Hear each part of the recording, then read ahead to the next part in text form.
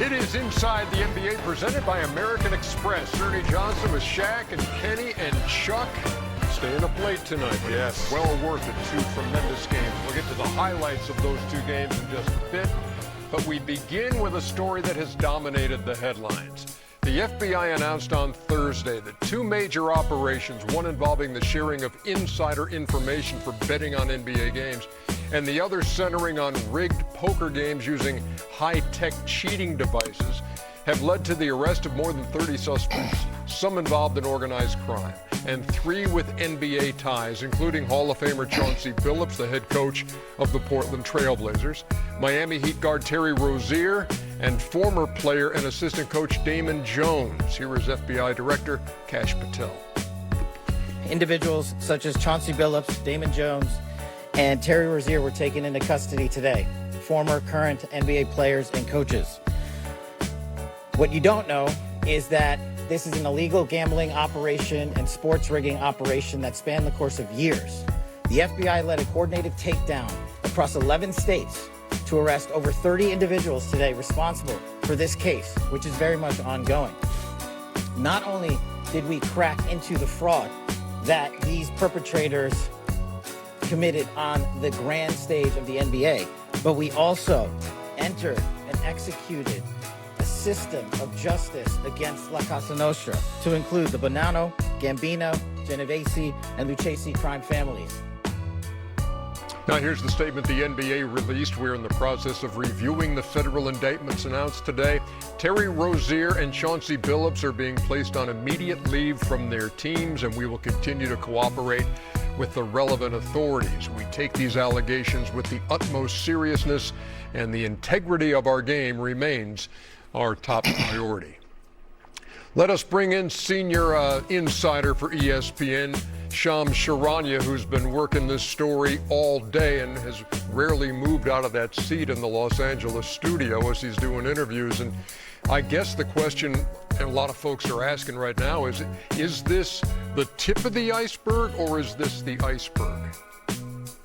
Ernie, if you just look at the trajectory of this, the origin dates all the way back and stems from Jontay Porter, the two-way player with the Raptors, when he got banned from the NBA and then subsequently charged by federal authorities in the summer of 2024. And at that point, Ernie, they had about a handful of co-conspirators and defendants. So now we're a year and a half later and over 30 arrests made today. So in over a year and a half, you multiply the initial 5 or so defendants to over 30. So multiply it by 6. And so no one exactly knows. Everyone around the league is watching. They're waiting to see. People that we might not even know are involved are waiting to see if their name gets brought up.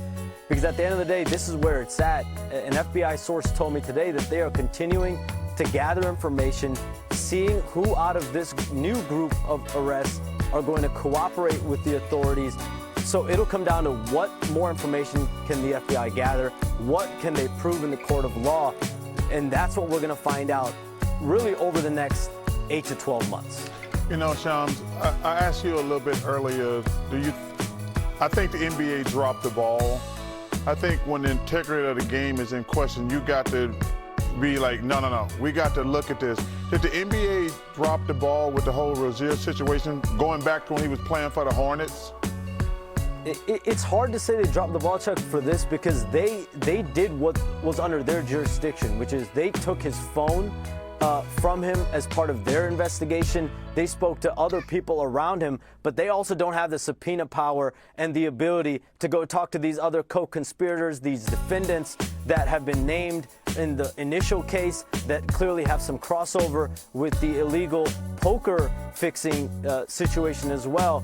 So they took Terry Rozier's phone, they investigated him at that point.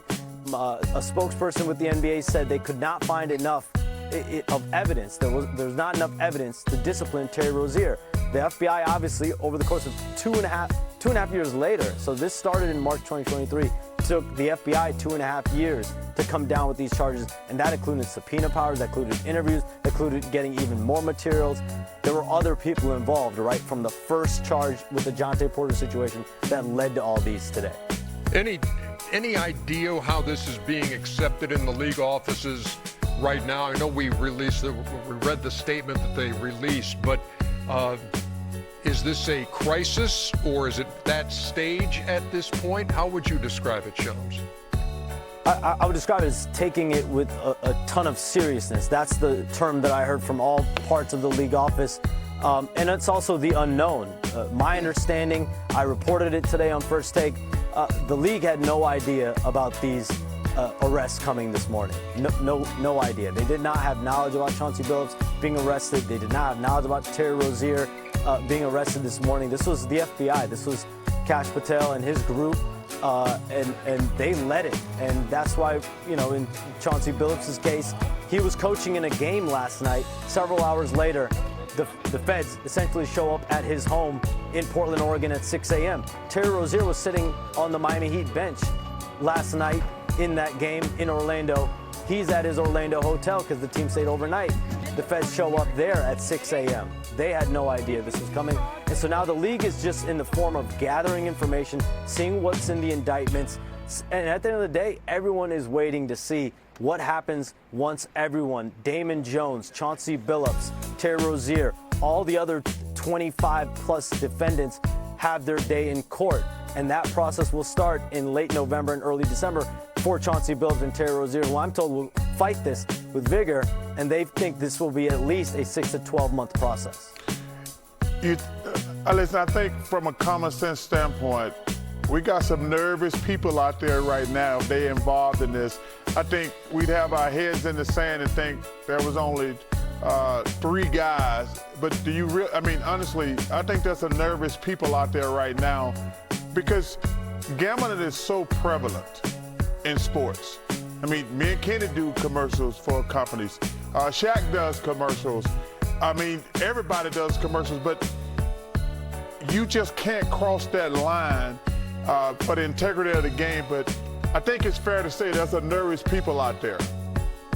Chuck, I'm just going to go with the numbers. A year and a half ago, we had about 5 co-conspirators and defendants. A year and a half later, we're at over 30, so about 35 in total now.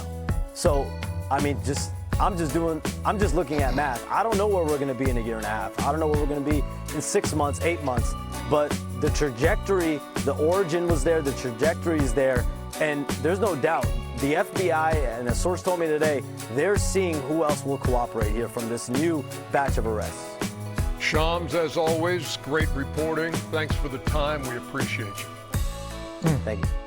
And we'll take a break here on Inside the NBA, presented by American Express. And when we come back, highlights from San Francisco, the Nuggets and the Warriors in a beautiful